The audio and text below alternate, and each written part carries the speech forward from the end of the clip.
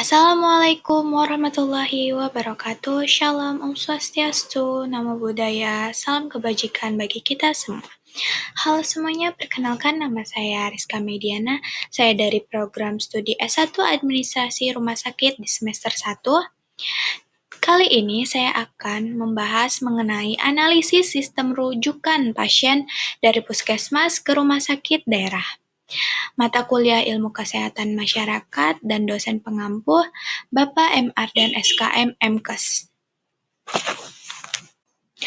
Oke, selanjutnya yaitu studi kasus. Studi kasusnya yaitu pemerintah daerah X sedang menghadapi permasalahan serius dalam sistem pelayanan kesehatan, khususnya pada mekanisme rujukan pasien dari puskesmas ke rumah sakit daerah.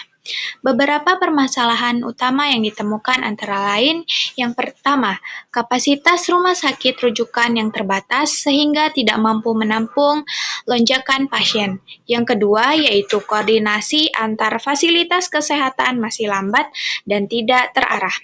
Yang ketiga, belum adanya sistem informasi rujukan yang terintegrasi antara puskesmas dan rumah sakit. Akibatnya sering terjadi penumpukan pasien di IGD, waktu tunggu yang lama, dan keterlambatan penanganan pasien gawat darurat. Permasalahan ini menunjukkan bahwa sistem rujukan di daerah tersebut belum terjalan efisien, cepat, dan terpadu. Selanjutnya yaitu identifikasi struktur sistem pelayanan kesehatan. Struktur sistem pelayanan kesehatan di Indonesia terbagi menjadi beberapa tingkatan yang saling terhubung, yaitu yang pertama, pelayanan kesehatan primer atau puskesmas dan klinik. Bertanggung jawab terhadap pelayanan promotif dan preventif, melakukan pemeriksaan awal dan rujukan jika kasus di luar kapasitas, dan memiliki peran penting sebagai gerbang awal pelayanan masyarakat. Yang kedua yaitu pelayanan kesehatan sekunder atau rumah sakit daerah atau rumah sakit tipe C dan D. Yang pertama, menangani kasus-kasus yang tidak bisa ditangani di fasilitas primer dan menyediakan fasilitas rawat inap, tindakan medis, dan penunjang diagnostik. Yang ketiga yaitu pelayanan kesehatan tersier atau rumah sakit tipe A dan B, yaitu menyediakan pelayanan subspesialistik dan penanganan kasus kompleks. Hubungan antar fasilitas yaitu idealnya pasien dirujuk secara berjenjang sesuai tingkat keparahan penyakit melalui Sistem Informasi Rujukan Nasional atau SISRUT. Namun, di daerah X, sistem ini belum terintegrasi, sehingga informasi pasien sering terlambat diterima oleh rumah sakit rujukan. Selanjutnya kita menganalisis permasalahan yang ada. Yang pertama yaitu keterbatasan kapasitas rumah sakit rujukan. Jumlah tempat tidur, tenaga medis, dan alat medis tidak sebanding dengan jumlah pasien yang dirujuk. Yang kedua yaitu kurangnya koordinasi antar fasilitas kesehatan. Komunikasi antar petugas puskesmas dan pihak rumah sakit sering tidak lancar. Tidak ada prosedur standar yang jelas mengenai alur rujukan.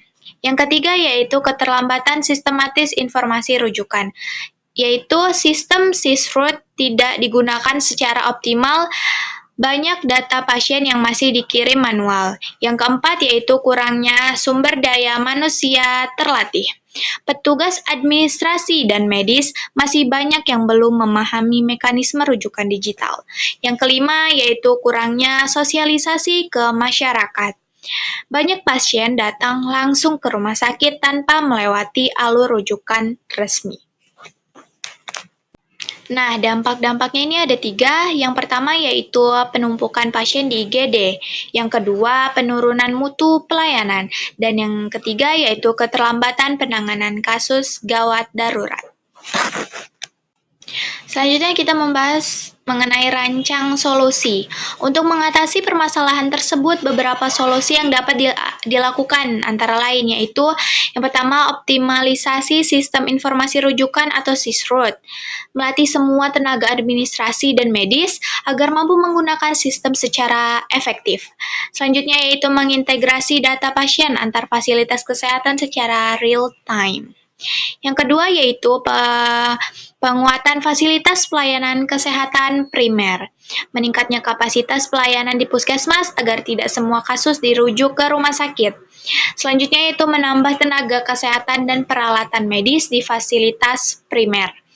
Yang ketiga yaitu meningkatkan kapasitas rumah sakit rujukan, yaitu penambahan ruang rawat, alat medis, dan tenaga kesehatan.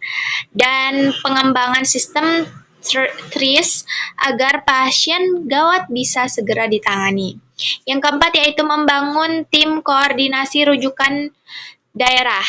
Tim ini berfungsi untuk memantau arus rujukan, mengevaluasi kendala, dan memperbaiki alur komunikasi antar fasilitas.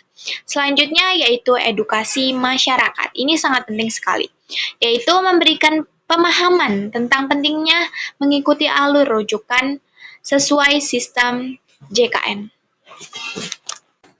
Selanjutnya yaitu pemetaan peran profesi.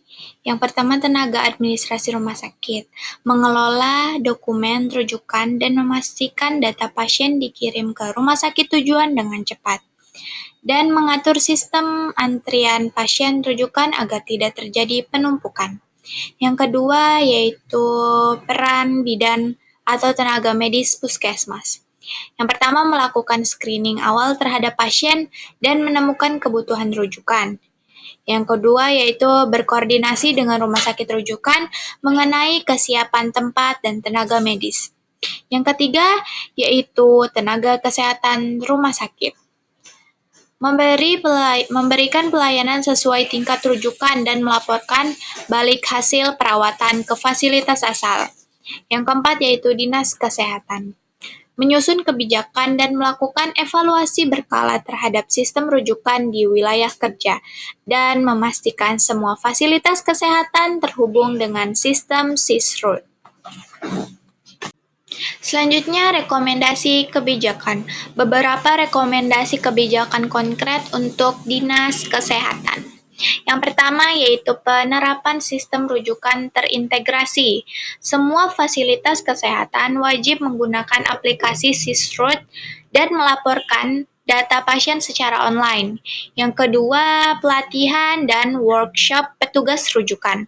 Dinas kesehatan perlu menyelenggarakan pelatihan rutin bagi petugas puskesmas, klinik, dan rumah sakit agar memahami alur rujukan digital. Yang ketiga yaitu penambahan kapasitas rumah sakit daerah. Pemerintah perlu mengalokasikan anggaran tambahan untuk meningkatkan sarana prasarana dan tenaga medis di rumah sakit rujukan. Yang keempat, pembentukan forum koordinasi rujukan.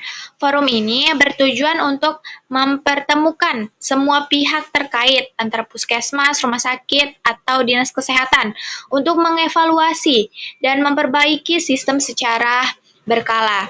Dan yang terakhir yaitu monitoring dan evaluasi rutin. Dinas kesehatan perlu melakukan audit kinerja sistem rujukan minimal setiap 6 bulan sekali. Baik, kesimpulan yang bisa kita ambil yaitu sistem rujukan merupakan komponen penting dalam pelayanan kesehatan yang berjenjang. Kasus di daerah X ini menunjukkan masih adanya ketidakefisienan akibat keterbatasan sarana, lemahnya koordinasi, dan sistem informasi yang belum terintegrasi. Upaya perbaikan harus dilakukan secara menyeluruh mulai dari sumber daya manusia, fasilitas, hingga kebijakan. Kolaborasi antar profesi dan dukungan dinas kesehatan sangat penting untuk membangun sistem rujukan yang cepat, efisien, dan tepat sasaran. Mungkin cukup sekian pembahasan yang bisa saya jelaskan. Saya ucapkan terima kasih, kurang dan lebihnya saya mohon maaf. Terima kasih atas perhatiannya. Semoga sistem pelayanan kesehatan di Indonesia semakin terpadu, responsif, dan berkeadilan. Wassalamualaikum warahmatullahi wabarakatuh.